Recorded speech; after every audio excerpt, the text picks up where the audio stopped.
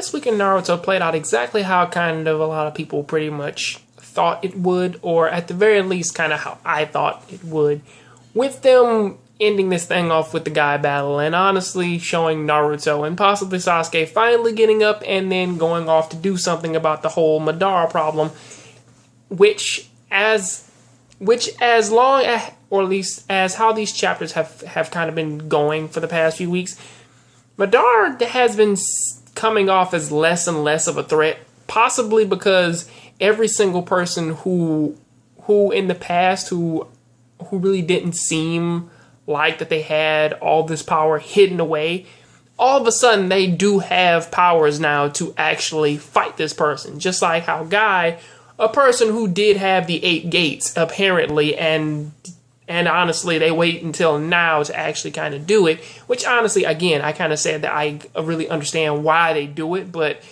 as for this, it's like, for the 8 gates in here, for it to be strong enough to almost kill him in the mode that he's in now.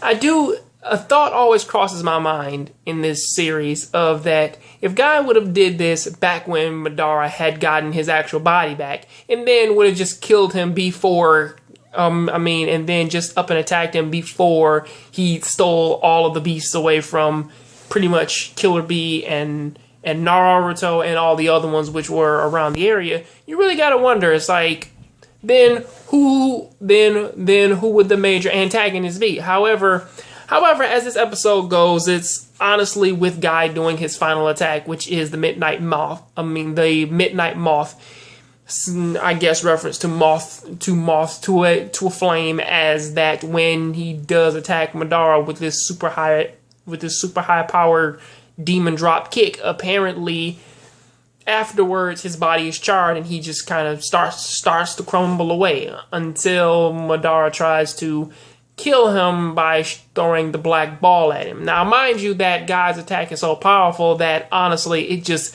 burned away almost half of Madara's body. Well, now, pretty much like even though he got kicked right here, it's like this whole pocket part of his body is gone and half of his face is burned, which is actually pretty cool for what Guy can do with this attack.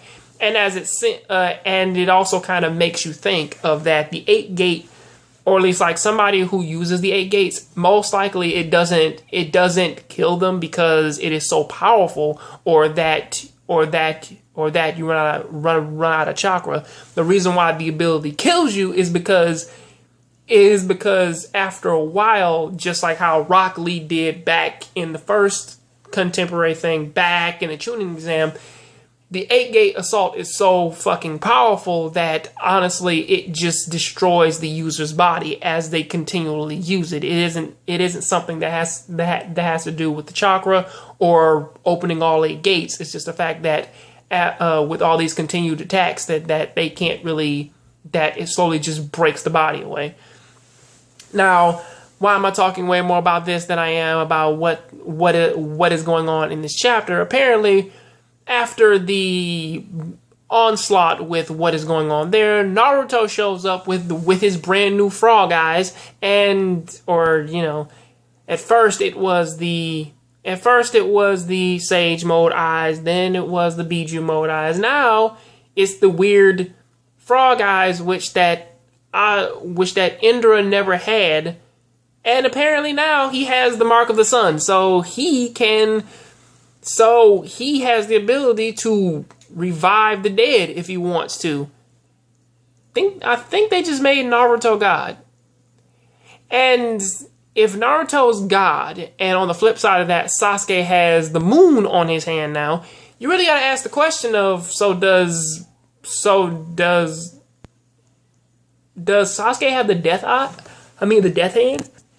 Because if Naruto can just touch a person and just heal their chakra, you really gotta ask the question of, if Sasuke touches people, does he kill them?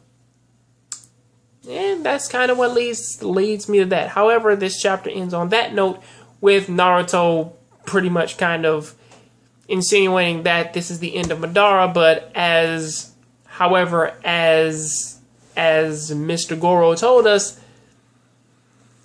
Madara is past his prime, and honestly, even though he does have the superpower of Mr. Goro and his mother, he really isn't anything to the new people who have taken upon his children's power, such as Naruto and Sasuke now. Which that honestly, even with all that, or at least just as that they kind of have proven, if Guy pretty much failed, then just throw Rock Lee at him, and pretty much just have him just pick up the pieces, and that's the end of that. However, that's pretty much what I gotta say about that. What do you guys think about this chapter? Please tell me down there in the comment section. I'll catch you on the next Dog Grave. So please keep watching anime, keep playing video games. I am out, and I need to get a theme song. I am out.